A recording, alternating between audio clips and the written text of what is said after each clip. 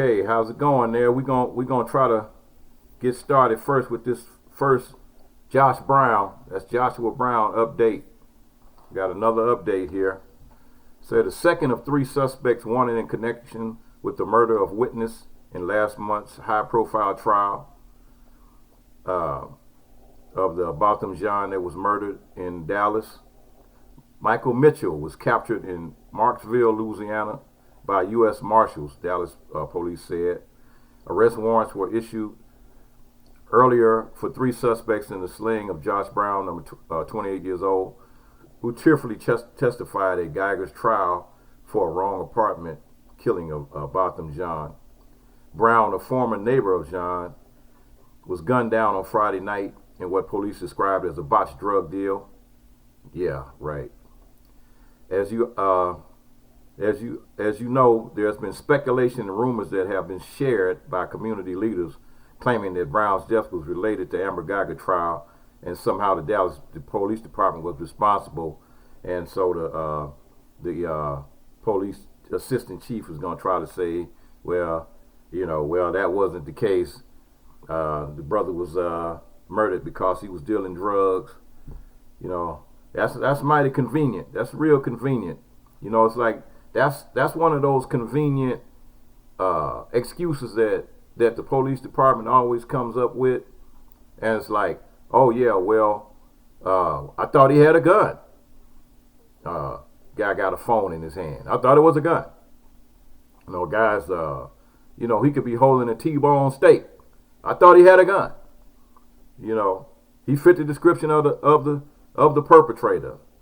And I touched on this before, but these excuses are becoming they're too flimsy, and they're obsolete.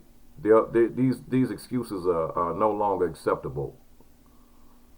So it says I encourage those leaders to be mindful of their actions moving forward because their words have jeopardized the integrity of the city. So here we got another coon over here. He's more worried about the city, what's going on with the integrity of the city, than he is worried about the guy that was murdered and trying to catch the criminals. I mean, the marshals are the ones that are out there doing their job. You're not doing your job. So this so-called police chief said Green and Mitchells, the Mitchells, who are related, drove from Alexandria, Louisiana on Friday to meet with Brown for a prearranged drug deal that immediately turned bad.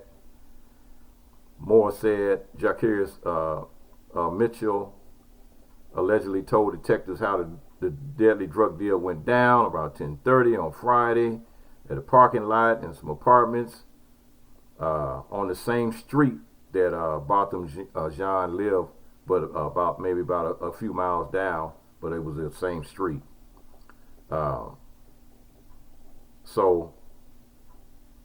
He said Thaddeus Green shot Joshua Brown 2 times. Moore said an autopsy performed on Brown showed that he suffered 2 bullet wounds in his lower extremities, including one that entered and exited his body, and another that entered his body just below the spine. It traveled up and damaged his vital organs.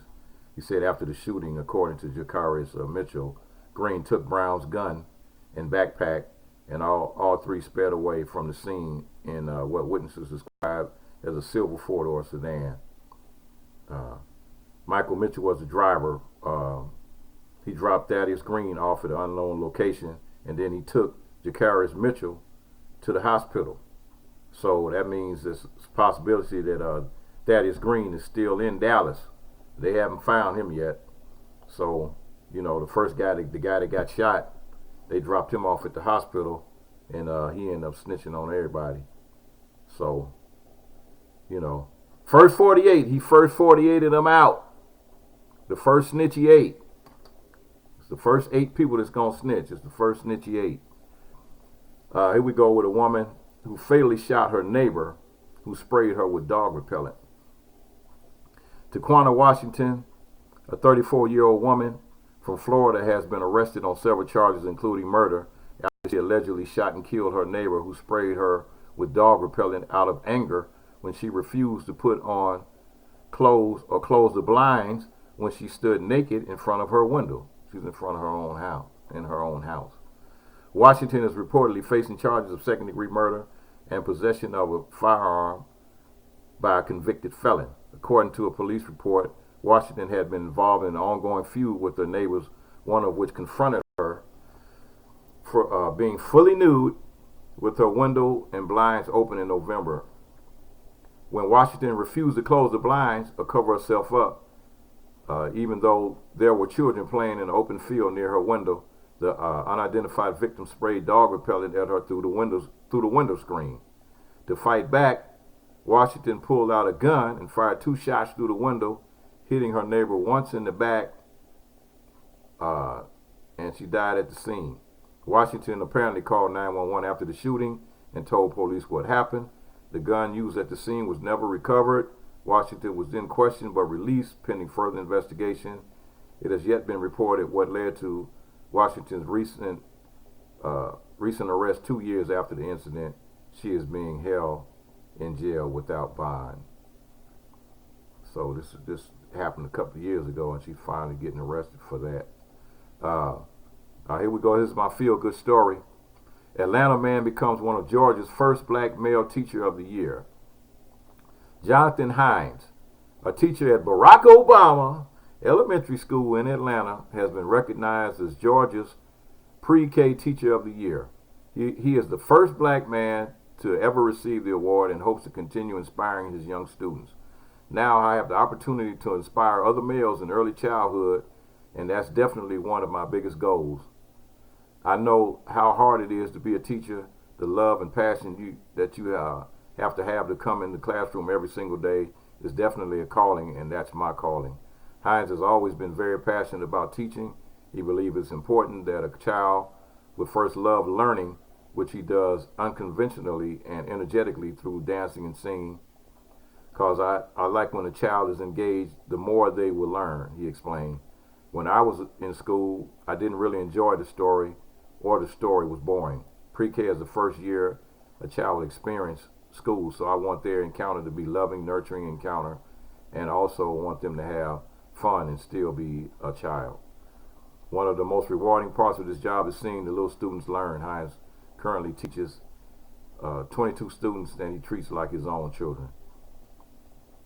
Moreover, Hines hopes he could help inspire other men, especially black men, to consider taking a career path in teaching. I have the opportunity to inspire other males to get inside the classroom, he said. It speaks volumes, but there are so many teachers in the state of Georgia, and to be number one means a lot. Congratulations to that brother Jonathan Hines, for doing his thing, teaching the youth. And it's not that hard to do.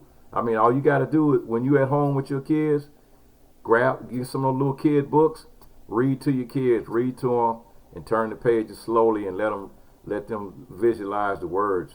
I was able to teach my kids how to read before they even started kindergarten. So it's not that hard to do. It's not hard at all. So let's get busy.